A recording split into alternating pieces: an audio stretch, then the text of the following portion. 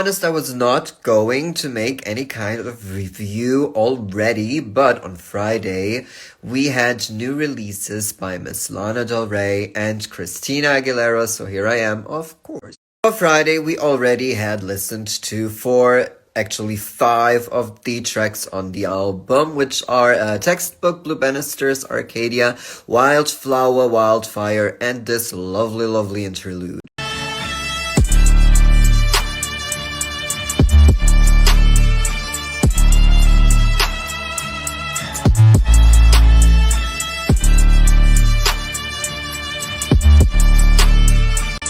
Let's be honest, aside of this lovely, lovely interlude, the other songs, well, they are mostly, well, what we can expect from her.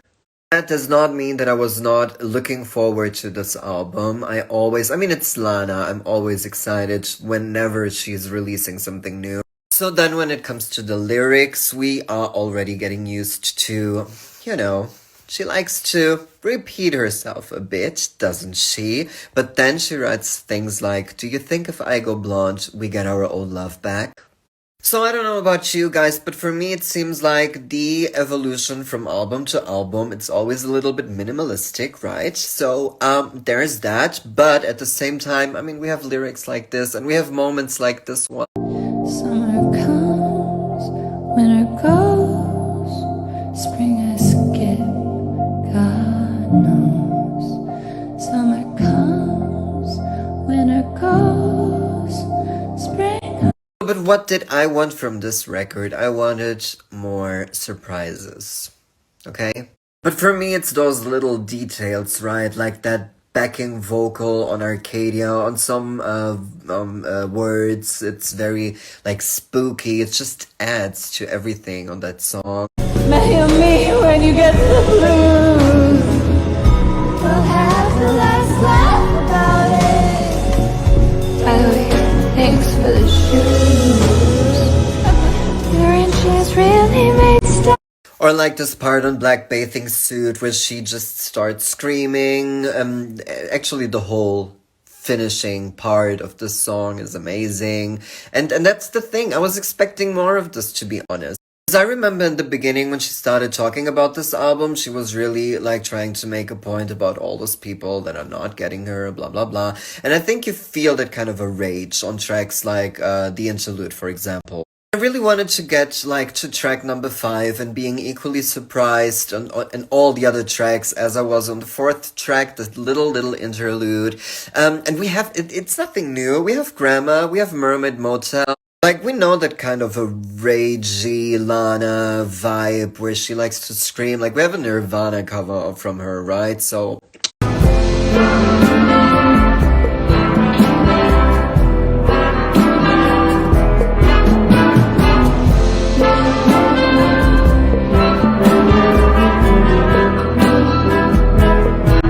or like this brass section on this song, or the piano on Beautiful, those little high arrangements. Like I don't remember having something like that from Lana previously, right? So every album has something new, something little different and new. I don't wanna live.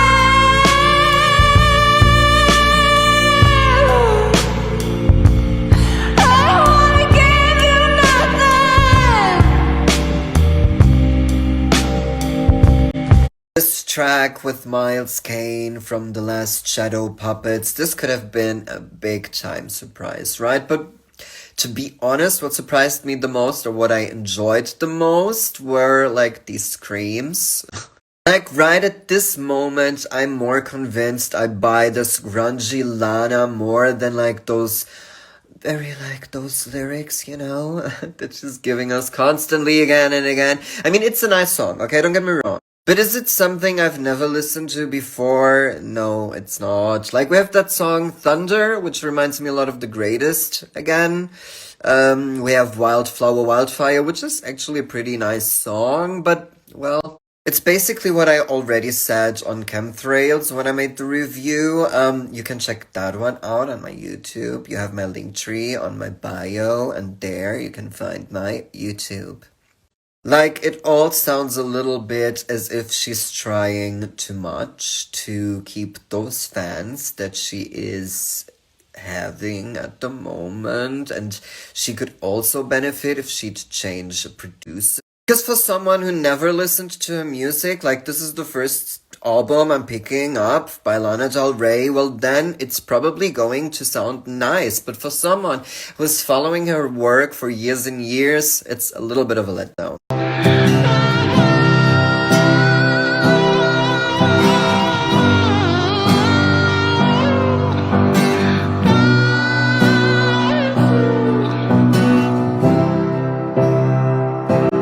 For example, something like this.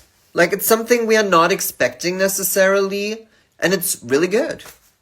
So it's, you have it in you. And now for someone who really likes to take a risk. Pa' mi muchachas, que se sueltan el pelo, que le meten sin miedo, que esta canción le cae como anillo al dedo. Pa' mi muchacha. La Aguilera. I mean, it's a Spanish album. Am I really surprised? I'm not, but it possibly will do well on the charts, especially on the Latin market. Because this little kiddo, I mean, it came out in 2000. It was her last Spanish album, her first and last. And now she's doing it again. So if you know me, you possibly know that I normally don't listen a lot to like Latin music. It's not very like my thing. But this is really cool. I was really surprised. But also it's Christina, one of my all-time favorite singers in the whole wide world. So and it's the collaboration with Nati Peluso, Becky G, Nicki Nicole. How surprised I was, like the And like for sure, my favorite moment, or at least one of the favorite moments, is Nati Peluso's verse. I mean that subtleness of her voice in like as a contrast to Christina. Mentira, con mi antojo estoy comprometida. De mi sed sé que soy una tirana luminosa, renacido con la.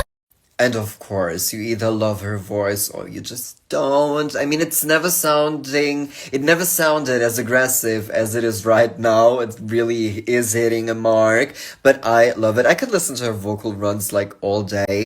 And now we will be waiting for her album. I mean, it will come out soon, as she says, which means 30 years from now, I guess. But no, I'm kidding. But it will be two.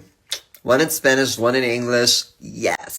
So for today, it's everything. Thank you very much for being over there. It was really nice. I had so much fun. And I wish to see you back again soon. So, till then, bye.